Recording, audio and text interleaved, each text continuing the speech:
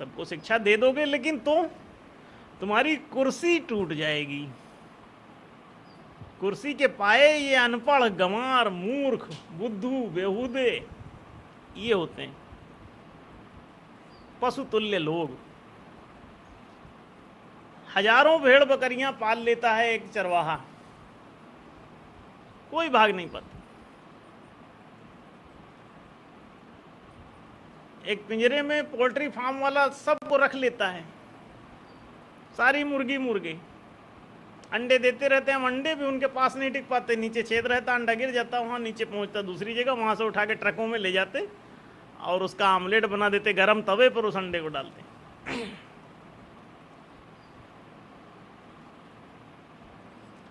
आप जो भी करोगे, आपको मुर्गा मुर्गी बना के राज्य रूपी पिंजड़े में रख लिया जाता है। अब आप जो अंडा देते हैं सोने का, उसका सबका आमलेट बना रहे हैं राजनेता और नाश्ता कर रहे हैं पिंजरों में। आप बंद हैं। इसीलिए स्वतंत्रता की उड़ान चाहिए। स्वतंत्रता क्या है? न्यायशील राष्ट्र ही स्वतंत्र होता है और अन्यायशील राष्ट्र ही परतंत्र होता है। आप सोच रहे हैं अंग्रेज जो है आपको परतंत्र बनाते हैं। अरे अंग्रेज कैसे परतंत्र बनाएगा? आपको अमेरिका और पाकिस्तान से डराया जाता। पाकिस्तान की जनता को वहां का राजा जो है भारत से डराता है, भारत की जनता को यहाँ का राजनेता पाकिस्तान से डराता है। परमाणु बम बना लेंगे हम ताकि पाकिस्तान डर जाए। फिर पाकिस्तान ने भी बना लिया, बराबर वो बात खत्म हो गई। और फिर कोई दूसरा डर ढूंढो।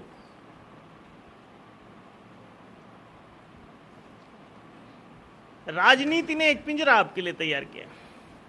आप उसमें मुर्गा मुर्गी बैठ जाइए, अंडा देते रहिए, अंडा भी आपके पास टिकेगा नहीं। माने आप कमाते रहिए और कमाई भी आपके पास टिकेगी नहीं, और उसका आमलेट बनेगा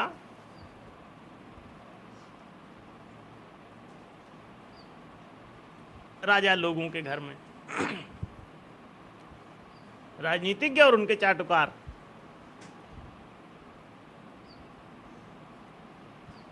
इसको एंजॉय करते हैं। आम आदमी सिर्फ अंडा देने की मशीन है, टैक्स देने की मशीन। टैक्स माने किराया। किराएदार हैं आप इस देश में, इस दुनिया में। वाह, धन्य है तुम्हारी लीला। इस देश में आप किराए से रहना है, आप मालिक की तरह नहीं रहते। मालिक तो सरकार, अन्नदाता, वो भीख देंगे आपको। हमने सुना अभी कोई साड़ी बांट रहे थे, 150 लोग मर गए। भीख मत दो, अधिकार दे दो। साड़ी लेने कौन गया होगा? बहुत गरीब हैरान परेशान आदमी गया होगा। नहीं तो कोई भी पति अपने स्त्री को साड़ी लेने जाने के लिए वहां नहीं कहेगा भीख में। गरीब ही होगा बेचारा, हैरान परेशान होगा। किसी की माँ, किसी की बहन, किसी की बेटी, किसी की पत्नी हो गई होगी साड़ी लेने वहां, और 150 स्त्रियां को चल गई। राजा हरिश्चंद्र बनने की क्या जरूरत है? अब किसी राजा को इस प्रकार से दान करने का क्या अधिकार है? राज्य का पैसा राजा हरिश्चंद्र ने सारा दान कर दिया, पूरा राज्य ही दान कर। राजकोष और राज्य की बिल्डिंगें और सब इस कैसे दान कर सकते हो? प्रजा तक को दान कर दिए कि इसको भी वसूलो खाओ। ये क्या बदमाशी? फिर भी उनका प्रचार किया जाएगा कि वो बहुत बड़े महारथी थे, बहुत बड़े हमारे महापुरुष थे। राजनीति को तुम कायम रखना चाहते हो, धर्म नीति को हरा देना चाहते हो। आखिर ये क्यों? न्याय नीति क्या बुरी थी कि सब लोग समुचित रूप से रहते? वंश दर वंश, पीढ़ी दर पीढ़ी आप बैठते चले जा रहे हो। हुमायूं का लड़का, पहले तो बाबर का लड़का हुमायूं, फिर हुमायूं का अकबर, फिर अकबर का भी कोई होगा। सब क्रम से देखो श्रृंखला कैसी चल रही है। फिर उसके बाद उसका भी कोई होगा, फिर उसके बाद उसका भी कोई होगा। ये कब तक चलाते रहो? हा?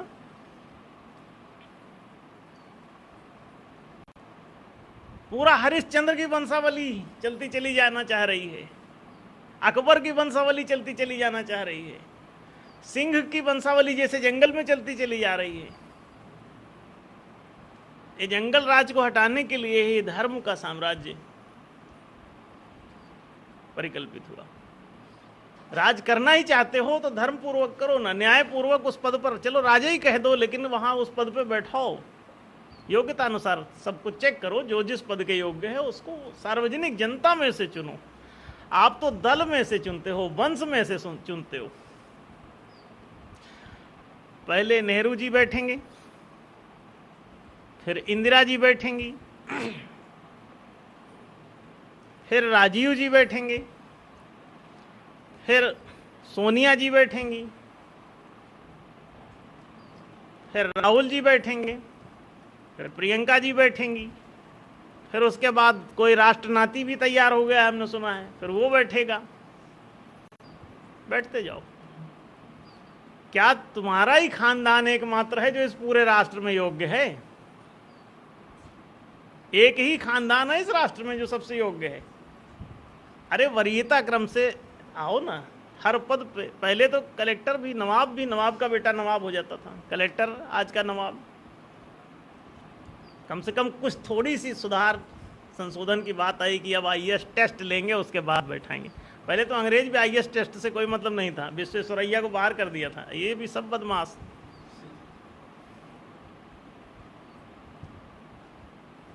रंग के आधार पर, लिंग के आधार पर, जाति के आधार पर, वंश के आधार पर, कुल के आधार पर, गोत्र के आधार पर, क्षेत्र के आधार पर सब पद कब्जियाओगे, सिर्फ वरीयता को छोड़ के, योग्यता को छोड़ के, गुणवत्ता को छोड़ के।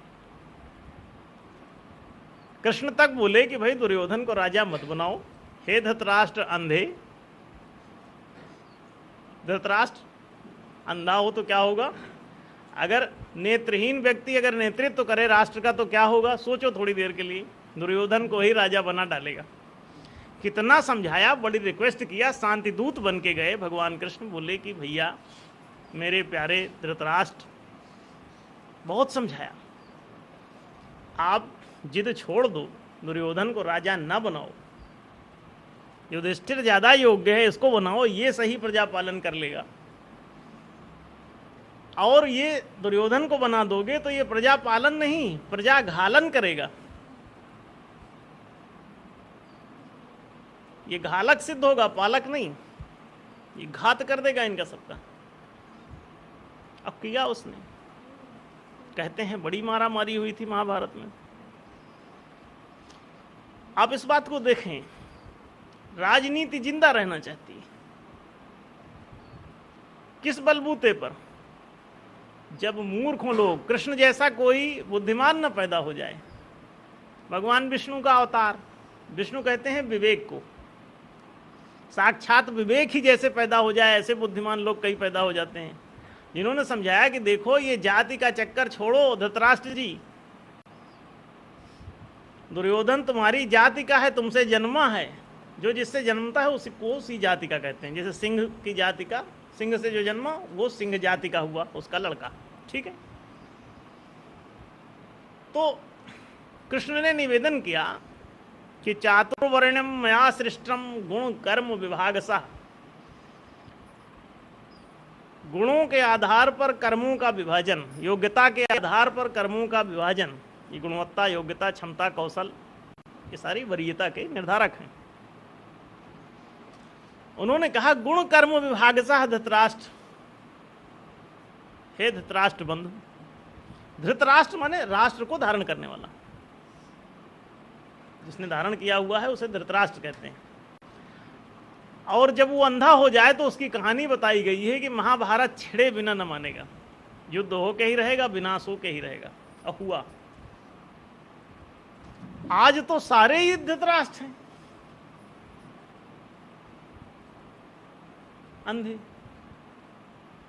एक में भी ये ज्ञान नेत्र नहीं है, नयन नहीं है, और नयन बिना नहीं न्याय हो। नय अरु अनय विवेक, न्याय और अन्याय का विवेक, विष्णुत्व कहां से ले आओगे? आएगा। कहां से आएगा? आपके भीतर से आएगा। विवेक शिक्षा से आएगा, विद्या से आएगा, ज्ञान से आएगा। सत्य और असत्य को देखने की ताकत को ही विवेक कहते हैं। तो कृष्ण ज़्यादा समझदार हैं, ज़्यादा ज्ञानी हैं, ज़्यादा बुद्धिमान हैं, पढ़े लिखे हैं, ज़्यादा इंटेलिजेंस बढ़ गया है। तो उन्होंने कहा कि भैया धृतराष्ट्र जी, दुर्योधन को जरा बाहर बैठाओ, इसके अंदर सारी दुष्टता है, दुर्योधन ही नाम है उसका, सारे दुराव से भरा हुआ है, द्वेष से भरा हुआ है। बचपन में ही ये पांडवों को धकेल आया था गंगा जी में, किसी नदी में ठेल आया था। कहते हैं भीम को कुछ खिला पिला के नशे का और उसको पानी में धक्का दे आया। वो तो एन के इन प्रकार फिर निकल आया उससे। ये द्वेष से ग्रस्त है बचपन से ही, दुर्योधन है। दो ही संपदाएं हैं, गुण संपदाएं दो ही होती हैं, दैवी संपदा और आसुरी संपदा। दैवी संपद विमोक्षाय, आसुरी निबंधाय आसुरी मता। अब देखें, एक तो आपको परतंत्र बनाती है, दास बनाती है, बांधती है, आसुरी जो गुण संपदा है। दुर्गुण जो दुर्गुण है जो अंदर, और जो सद्गुण है वो आपको मालिक बनाता है, स्वतंत्र बनाता है। तो दोनों बातों में बड़ा फर्क है। दुर्योधन को उन्होंने कहा अगर ये दुर्गुणी है, इसके अंदर सारे दुराव हैं, तो इसे राजा मत बनाओ, युधिष्ठिर को बनाओ, और भी जो दूसरा योग्य हो उसको बनाओ। चातुर्वर्ण्यम मया सृष्टम गुणकर्म विभाग सा। गुणों को देखो, इसके अंदर दुर्गुण है और युधिष्ठिर के अंदर सद्गुण है, दुर्योधन के अंदर दुर्गुण है। निषादता के लक्षण है, आसुरी लक्षण है, निशाचर के लक्षण है। इसको हटाओ।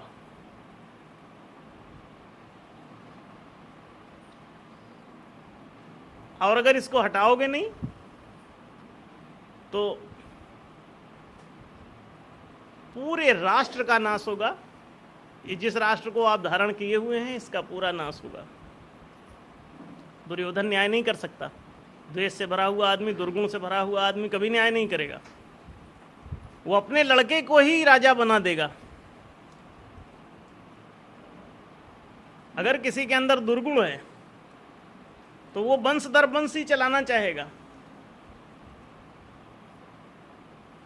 योग्य आदमी की इज्जत नहीं होगी।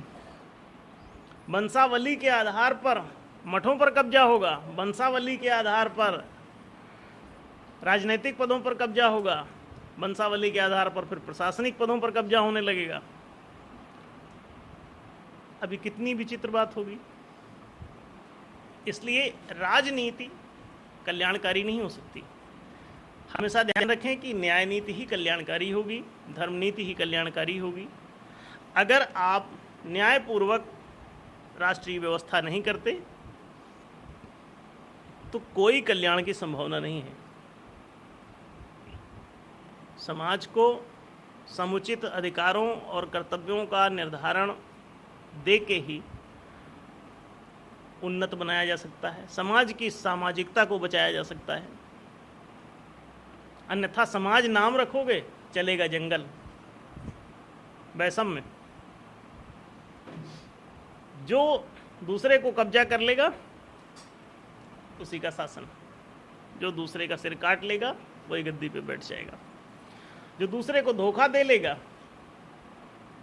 वो गद्दी पे बैठ जाएगा, दूसरे की ओट काट लेगा, जाति का नारा लगा के, लड्डू बांट के, साड़ी बांट के, वो कब्जा करके बैठ जाएगा। सावधान हो जाओ। बड़ी विचित्र बातें हैं। अगर आप अपने दर्शन को सुधारें, असत से सत की ओर चले आएं, असत दर्शन छोड़ दें और सत दर्शन को स्वीकार करें, असत सिद्धांत को छोड़ दें और सत सिद्धांत को स्वीकार करें, तो सतयुग आ जाएगा। उस सत्य के अनुकूल जो धर्म होगा उसे सत धर्म कहेंगे, सनातन धर्म कहेंगे। और जैसे ही ये आता है तो ये मुसलमान को भी प्रिय लगेगा, ये हिंदू को भी प्रिय लगेगा, सिख को भी प्रिय लगेगा, ईसाई को भी प्रिय लगेगा। हर तरह से ये कल्याणकारी है बंधुओं। यदि आप इसे अपने देश के आचरण में उतार सकें। न्याय का संबंध किसी व्यक्ति से नहीं, किसी परिवार से नहीं, न्याय का संबंध है समाज से। न्याय का धर्म सामाजिक मुद्दा है कि समाज में न्याय हो। व्यक्ति का धर्म तो सत्य है, परिवार का धर्म प्रेम है, लेकिन समाज का धर्म न्याय है। न्याय माने समुचित अधिकारों और कर्तव्यों का निर्धारण। इस धर्म को छोड़ के बाकी सारे धर्म आपको सिखा देना चाहते हैं लोग। कोई आपको कपड़ा बुर्का पहना देना चाहता है बंदूक के बल पर। अरे बंदूक उठानी है भैया तो न्याय के लिए उठाओ, इंसाफ के लिए उठाओ, और जो अन्यायी है उसको खदेड़ो इस देश से। तुम कपड़ा पहनाने के लिए, आज तुम कपड़ा पहनाने के लिए हथियार लिए सिर पे खड़े हो। हमने सुना है कि तालिबान लोग जबरदस्ती कपड़ा पहनाते हैं कि विशेष प्रकार का कोई कपड़ा पहनो नहीं तो मारेंगे। मैं तो उनसे कहूंगा कि भैया उसके साथ न्याय करो।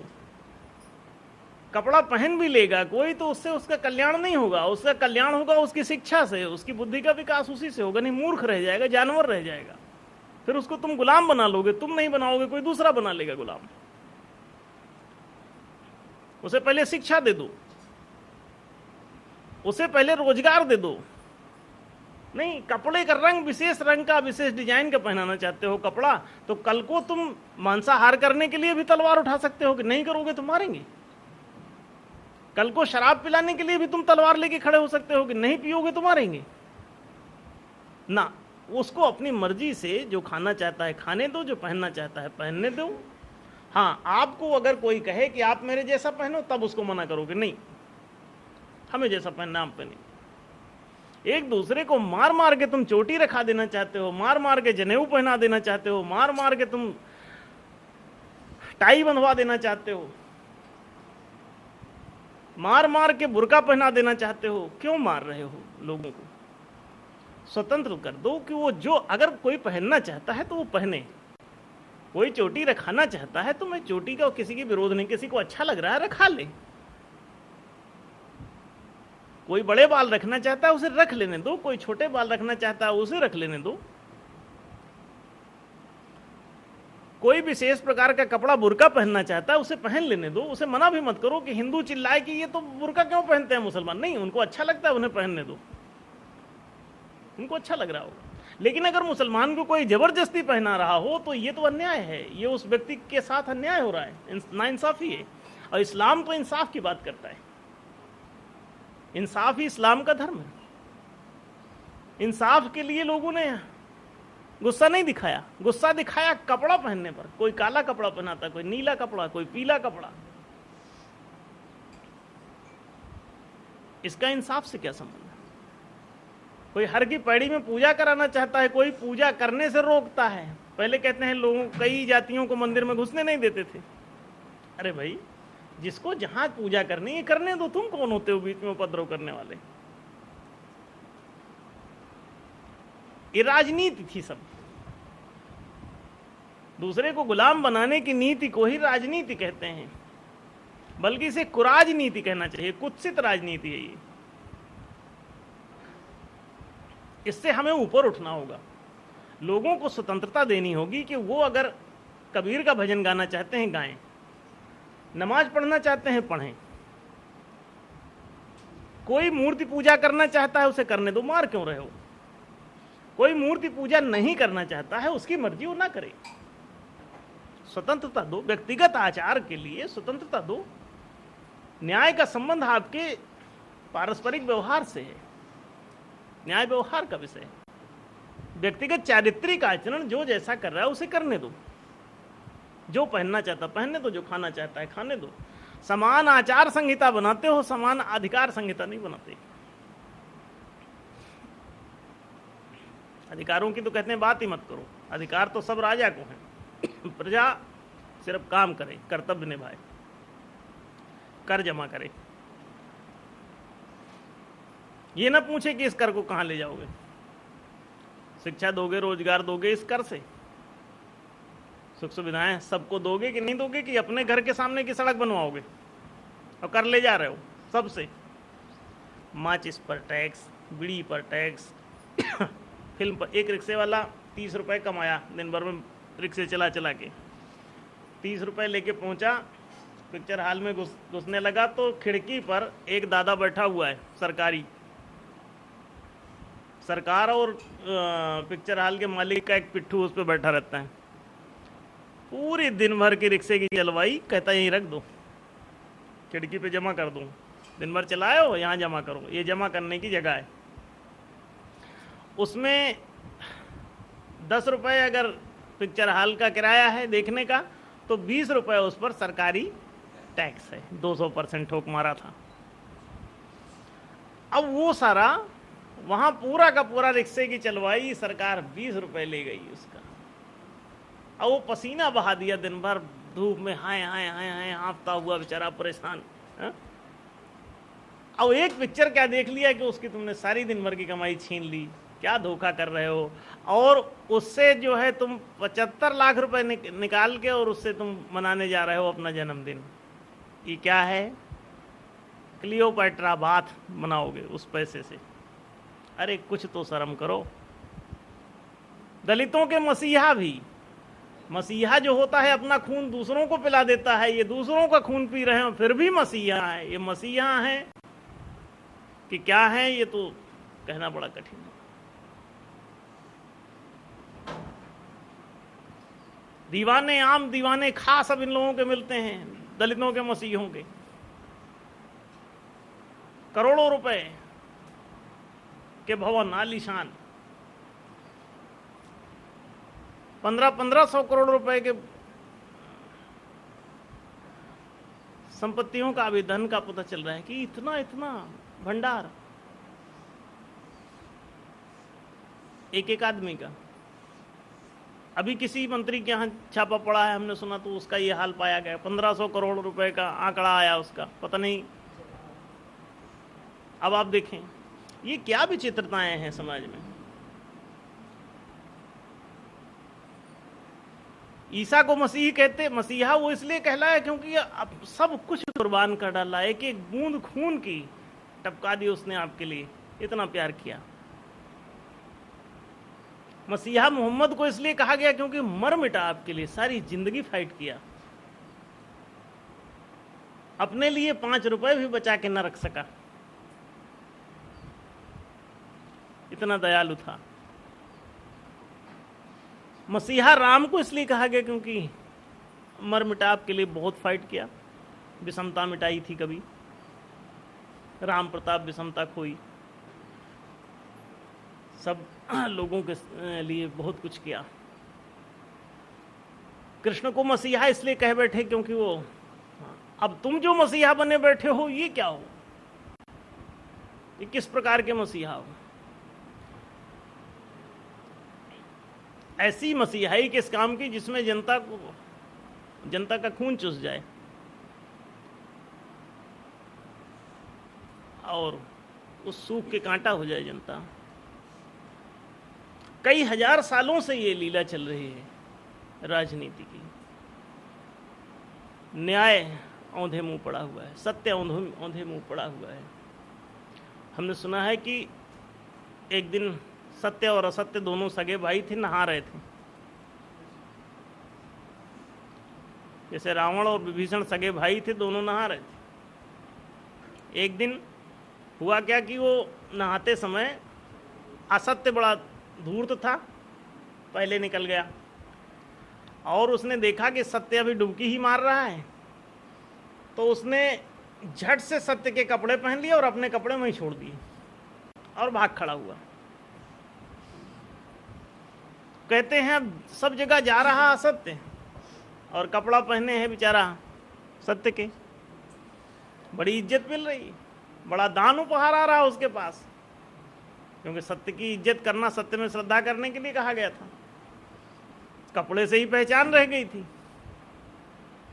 कपड़ा देख के पहचानते थे, ड्रेस। जैसे पुलिस की वर्दी में डाकू चले जाते हैं और दरवाजा खुलवा लेते हैं आराम से, हम पुलिस वाले, अब पहुंच गया, दरवाजा खुल गया और उसके बाद वो घुस गए अंदर।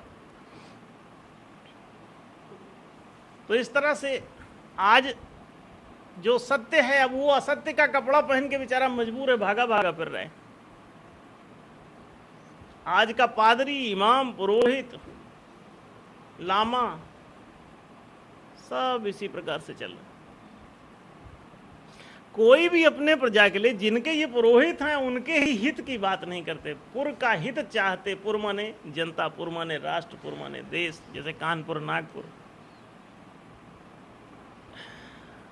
पुर का हित जो चाहे उसे पुरोहित कहते हैं। पुर का हित जो चाहे वह पुरोहित है। पादरी, फादर को कहते हैं। बाप जैसे बच्चों को प्यार करता है, के लिए कमाता है, धमाता है, मेहनत करता है, पालता है, पोसता है। अब देखो, और वो पादरी चर्चा ही नहीं कर रहा। इतने लोग अनपढ़ हैं, उन पादरियों ने चुसवा डाला पूरे दुनिया को, आधी दुनिया को चुसवा डाला।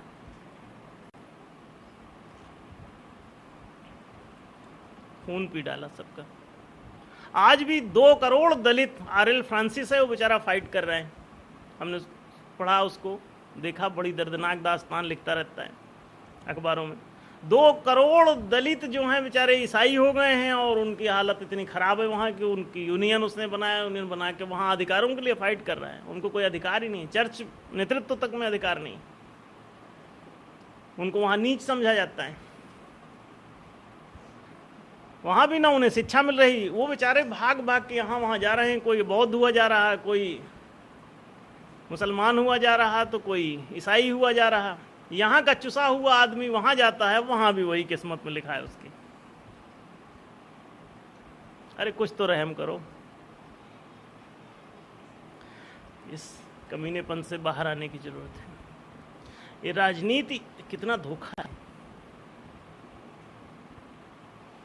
हर जगह धोखा, जहां जाता है वहां धोखा। शिकारी गन्ना लिए खड़ा है, हाथी का बच्चा देखा, लालच में फंस गया। ईसाई आए, पादरी आया, दिन भर समझाया, गन्ना दिखाया, लालच में फंस गया बच्चा, चला गया उसके पीछे पीछे। आगे उसने गड्ढा खोद रखा था, उसमें धकेल दिया उसने, मोटी मोटी जंजीरों में बांध दिया। आरएल फ्रांसिस चिल्ला रहा, हमारे ऊपर कर्म कांडों की ओर जंजीरें लाद रहे हो, हर कर्म कांड का पैसा भी वसूल रहे हो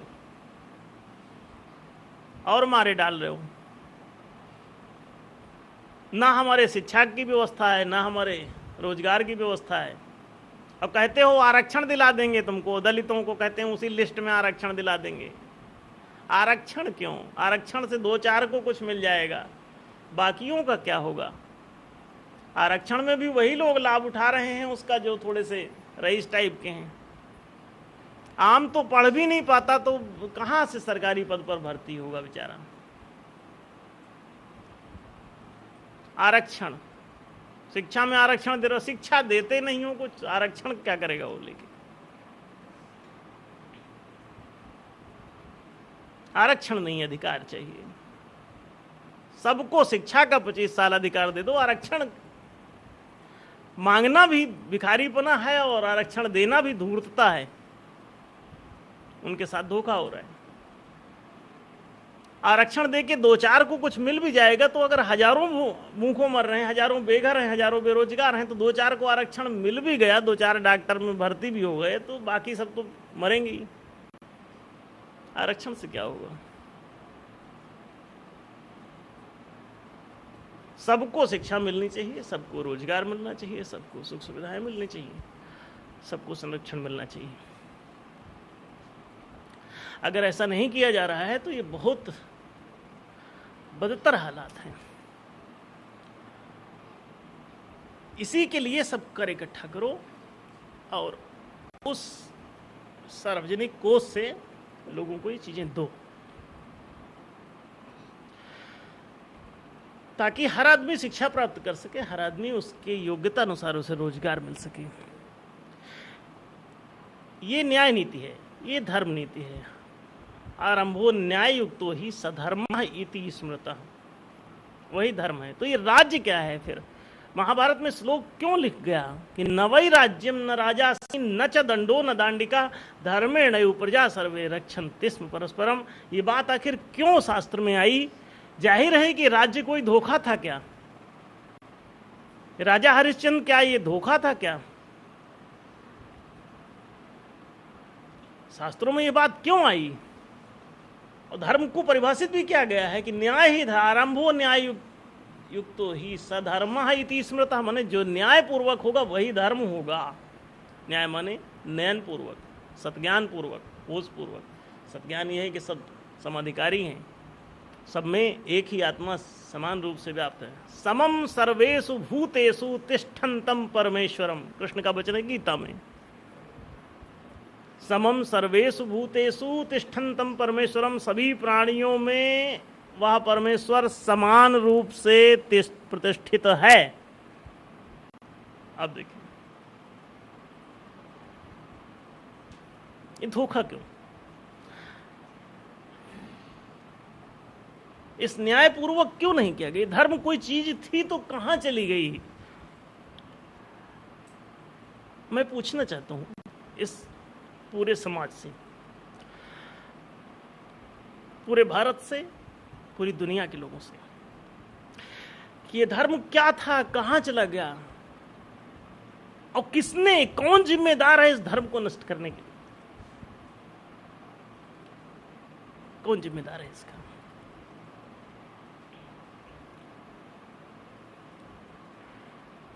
किसने धर्म का नाश किया?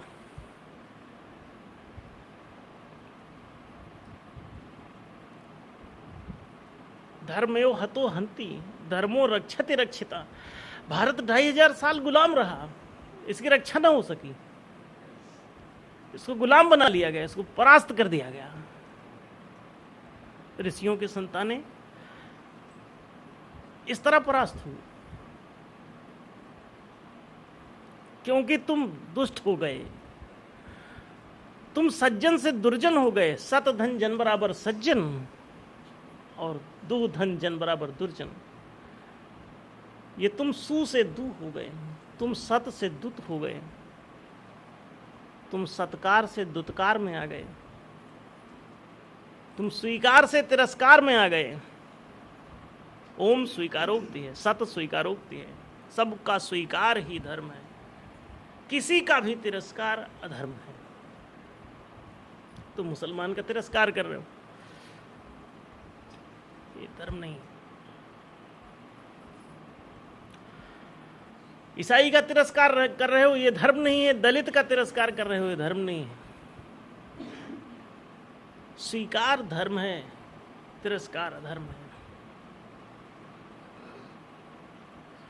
अगर तुम धर्म लाना चाहते हो तो तुम्हें होश पूर्वक इसके लिए तैयार होना होगा। मैं इस सारी दुनिया का आह्वान करता हूं कि जो लोग धर्म लाना चाहते हैं वो लोग एकजुट हो जाएं, संघबद्ध हो जाएं, संगठित हो जाएं। अगर वे संघबद्ध नहीं होंगे, अगर वे इकट्ठे नहीं होंगे, आगे नहीं आएंगे। हजारों सालों से चला रहा है ये तांडव नर्तन राज्य का, ये रुकने वाला नहीं है, और भी हजारों सालों तक जाएगा ये, लाखों सालों तक जा सकता है ये, और वहां तक जा सकता है जब तक कि सृष्टि के छोटे छोटे प्राणी तक कोई न मार डालेंगे। ये अन्यायी, ये दुर्योधन, ये रावण, ये कंस, इनको जरूरत है अंबेडकरों की, इनको जरूरत है गांधियों की, इनको जरूरत है रामों की, कृष्णों की, मोहम्मदों की, महावीरों की, बुद्धों की, कबीरों की, नानकों की जरूरत है इनको। इन्हें न्याय चाहिए, धर्म चाहिए। धरती को धारण करने वाला धर्म है। धरती को धारण केवल धर्म कर सकता है, अन्यथा ये धरती टिकेगी नहीं मित्रों।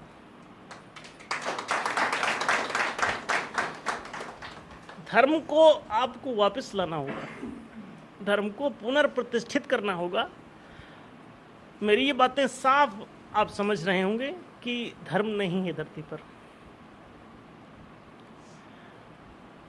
धर्म जा चुका है, धर्म नष्ट हो चुका है।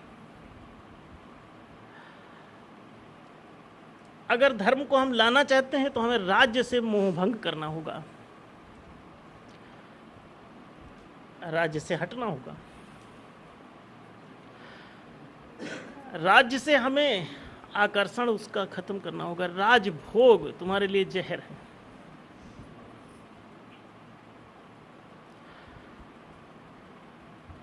तुम समता पूर्वक जो मिलता है वो जियो। तुम भी काम करो, दूसरा भी काम करे। चारों प्रकार के कर्म घोषित किए जाएं। कृषि कर्म, वाणिज्य कर्म, प्रशासन कर्म, नेतृत्व कर्म, इन चारों कर्मों को घोषित करो और वरीयता क्रम के अनुसार, योग्यता के अनुकूल इन चारों कर्मों पर लोगों को नियुक्त करो। जिसमें कृषि कर्म करने की योग्यता है उसको कृषि कर्म दो, जिसमें वाणिज्य कर्म करने की योग्यता है उसको वो दो, जिसको प्रशासन कर्म करने की जिसमें योग्यता सिद्ध हो जाए। बाकायदा हर चीज़ के लिए योग्यताएं प्रेस्क्राइब की गई हैं, की जानी चाहिए, और उन योग्यताओं के क्रम से परीक्षण के द्वारा सिद्ध करके योग्यता को अब उस पद पर नियुक्त करो। चोर, उचक्का, बदमाश, लुच्चा, लफंगा उच्च पद पर निरंतर नियुक्त कर रहे हो, फिर कहते हो कि ये भ्रष्ट हो गया है। नहीं, वो भ्रष्ट था, वो पतित था, तुमने गलत नियुक्ति दे दी उसकी। तुम ये नहीं सोच रहे हो। तुम कहते हो कि सारे राजनेता भ्रष्ट हो गए। भ्रष्ट नहीं हो गए, तुमने भ्रष्ट राजनेता बना लिया है। तुम कहते हो सारे रक्षक पुलिस वाले आजकल भक्षक हो गए हैं। मैं कहता हूं कि तुम्हारा ये स्टेटमेंट ही गलत है। मैं कहता हूं कि वो पहले से ही भक्षक था, तुमने जांचा नहीं, उसका गुणात्मक चारित्रिक विश्लेषण नहीं किया, उसके विकास का स्तर नहीं देखा और उसको वहां उस पद पर, सार्वजनिक पद पर नियुक्त कर दिया, जिसमें न कोई सार्वजनिकता थी, न सर्वात्मकता का कोई बोध था, न कोई उसकी साइंटिफिक अप्रोच थी, न दार्शनिकता थी उसमें। उसको तुम क्यों ले गए? ये दोष तुम्हारा है। उसके संस्कार क्यों नहीं चेक किए? चरित्र क्यों नहीं देखा उसका कि चोर है कि बदमाश है? उसे आपने क्यों नियुक्त कर दिया वहां? क्यों घूस लेके रिपोर्ट लिखता है? अब मजे की बात, हर थाने में भयानक घूसखोरी, भयानक बदमाशी चल रही है। राष्ट्रपति जानता है, प्रधानमंत्री जानता है इस राष्ट्र का, सब चुप हैं। और जब ये सब चोर हैं तो फिर अपराधी बना के किसी को जेल में क्यों रखा गया? उन्हें भी छोड़ो।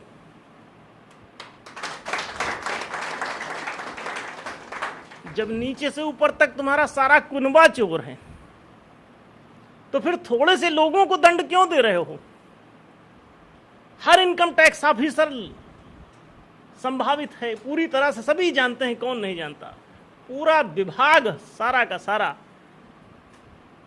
चाहे वो पुलिस विभाग हो, चाहे जो कोई हो, सारे अखबार रंगे हुए हैं इनकी करतूतों से। तुम जान रहे हो कि ये सब भ्रष्ट हैं। फूलन देवी के पास मरने के बाद 25 करोड़ की संपत्ति का झगड़ा खड़ा हुआ। 25 करोड़ 4-5 साल में कहां से आया उसके पास? वो तो कैद से छूट के चुनाव लड़ी। बताइए, गुणों को जांचा, चरित्र को जांचा, वो डकैत है, उसको तुमने चुनाव लड़ने की पात्रता दे दी। वो एक ही दिन में वो सिद्ध हो गया कि वो श्रेष्ठ है, वो राष्ट्र का नेतृत्व कर देगी।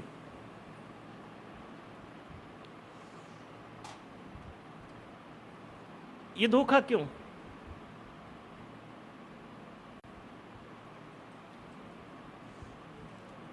ये धोखा क्यों हो रहा है? एक दिन में कोई राष्ट्र का नेतृत्व करने की योग्यता कैसे प्राप्त कर लिया जो इतने लोगों से मारपीट? चलो ठीक है, माना कि उसके साथ अत्याचार हुआ था इसलिए उसने हथियार उठा लिया, हो सकता है क्रांतिकारी, लेकिन वो अनपढ़ है, अशिक्षित है, जंगलों में भटकी हुई, उसको तुम राजनेता बना रहे हो। उसने जब देखा वहां आके तो देखा कि सारे राजनेता ही भ्रष्ट हैं, तो उसने कहा ले ये तो हमसे भी ज्यादा चोर हैं। तो उसने कहा ले ये तो सब चोर चोर मौसेरे भाई। उसने भी 25 करोड़ रुपए इकट्ठे किए और कहते हैं किसी से 12 लाख रुपए पेट्रोल पंप आदि पता नहीं क्या दिलवाने के लिए लिया था, नहीं लौटाया तो उसने गोली मार दी उसको। अखबार में तो ऐसे ही पढ़ने को मिला। अब लीला क्या है ये तो वही लोग जाने।